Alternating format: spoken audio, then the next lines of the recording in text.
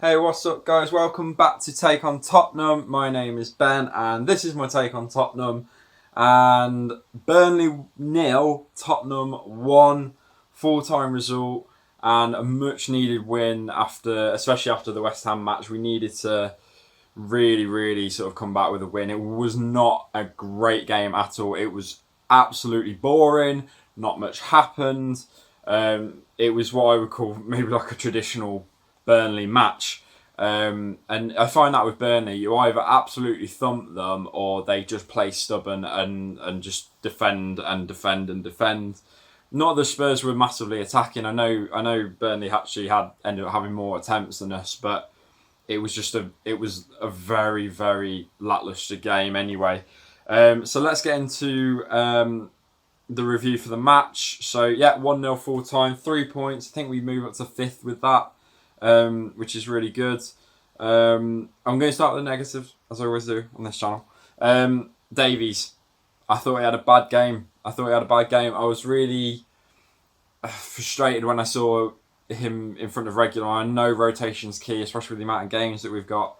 But I just think this game we could have done with Reguilón's pace down the left. I think we would have just benefited more from that, to be honest. And Eric Dyer, I'm yet to be convinced with him at centre back. I know he wants to be main centre back. I know he wants that and everything. And obviously Jose is in love with him. You know, he's just like, man. You know, I just don't see it. I don't see it myself. I don't think Dyer's like the best player at the club or anything like that. I think he's solid, but he's not. I wouldn't say he's like a leading centre back. I'd much rather have Skriniar instead of Dyer. But obviously, I think if we had signed Skriniar, I think he would have been playing with Dyer. But I'm not the manager. I'm not convinced by Dyer at centre back. He was very lucky today. Very lucky. He was lucky with Chris Wood's handball decision, which I think personally a little bit unfair. Again, we come back to when you're at point blank range. What is he doing trying to flick that back, like behind him when you've got Chris Wood coming? And Chris Wood always scores against us. At some point, he scores against us. Like Ashley Barnes always ends up scoring against us. And you're trying to flick it over, and if he goes through, he's one-on-one with Lloris. I don't get it. Just pass it back or boot it out. This was the sort of thing that led us to the issues with the West Ham match.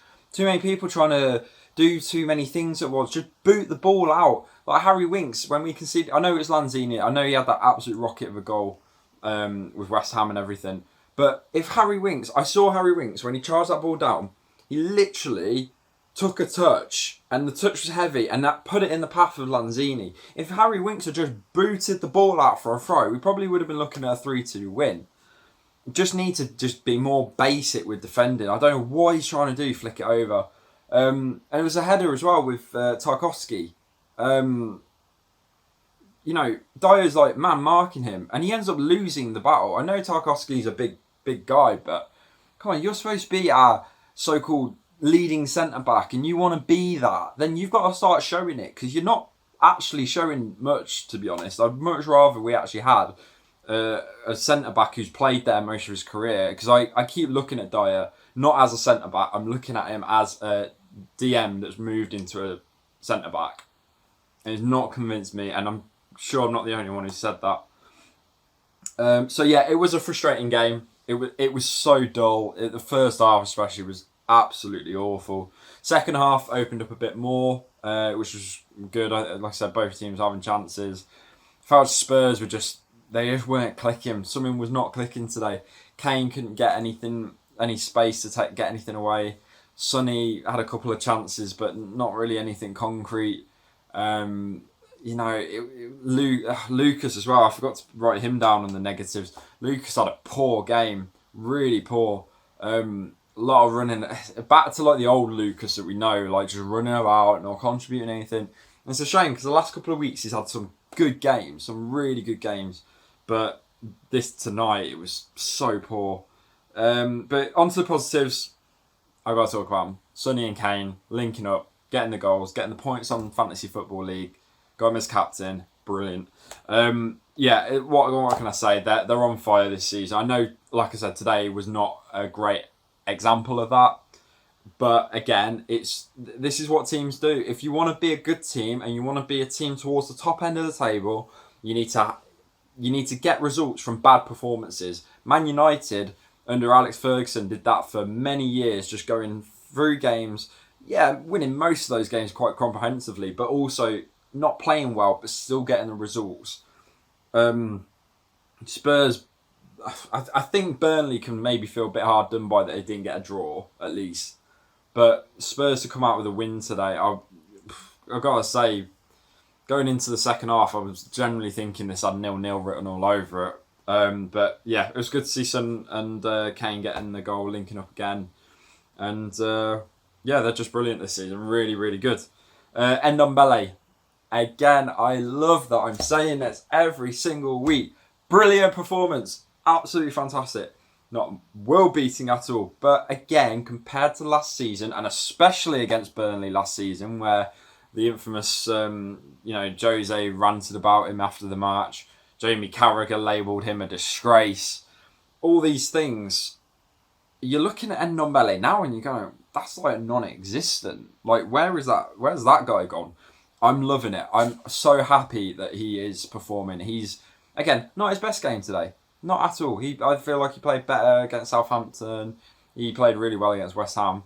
But I'm sort of just looking at it going, he's really, really improving. He's threading passes through. He's doing little 360s, little turns. He's out-muscling players.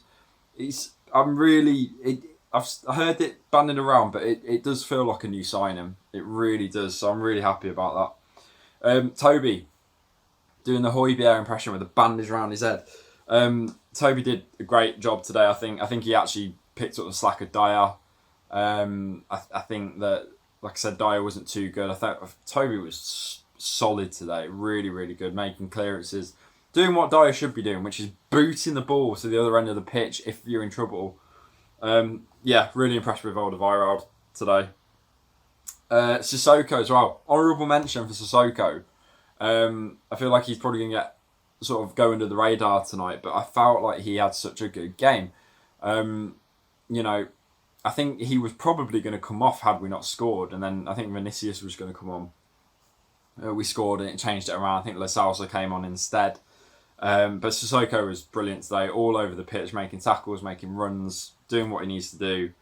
Finally, Lamela. I've got to have a little bit of a shout out to Lamela. Not that he had an amazing game, I felt like he was a positive change.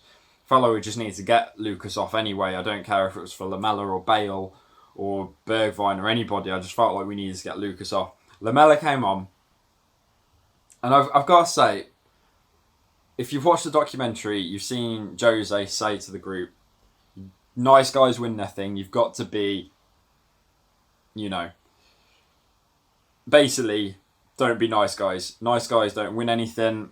You've got to be a bit more nastier on the pitch. And I feel like Lamela, out of everybody, has actually taken that advice the most. I feel like he's really, he's doing what needs to be done. We saw it against United. Obviously, I don't condone it. I don't like seeing players go down, but it is what it is, and would it? It's kind of a weird one with that United game. Would that have changed the results? Man U fans probably argue yes. Spurs fans maybe argue no. But it is. I feel like Lamela's really adopted the being a bit nastier on the pitch approach, and it's just quite cool to see because it does. From what we've seen so far, it is producing results. So I just wanted to have a little mention on that. But overall, we got a win. We bounced back after the West Ham defeat. Well, it felt like a defeat. It was a draw, but it felt like a fucking defeat. And yeah, it was overall really good. Again, to get 3 points, we've gone up to 5th. Kept a clean sheet, which is like a league win at the minute for us. Pretty good. Like I said, the match was poor, but 3 points, clean sheet. Can't really moan, can you? I will. I'll find some way to. So next game is Europa League against Antwerp, I think it is, and then Brighton on Sunday. Is it Sunday? It might be Saturday night. No, Sunday I think it is. So yeah, I think that's on the Sky Sports pay-per-view thing. So we'll be not paying for that, and I would heavily advise people, if you are considering doing pay-per-view for this Premier League pay-per-view thing, to not do it, because it's a load of crap, and I would rather put £15 towards a charity, which a lot of fans of football clubs have been doing. So yeah, it's ridiculous that they expect you to do pay-per-view for all that, but it is what it is. So yeah, we move on. We've got a win. We're up to 5th and Europa League now. So focus shifts again. So if you like what you've seen, hit the subscribe button. Please leave a like and a comment. And thank you to everyone. It's a bit of a weird thing to sort of say this, but I really want to say thanks to people for getting my last video up to my most viewed video so far on my channel. It's not that many views in the grand schemes of YouTube, but it's the most viewed video on my channel so far. So I really appreciate it. It sort of wills me on to keep doing these videos. So thank you very much, and I will see you guys in the next video. And as always, come on you Spurs.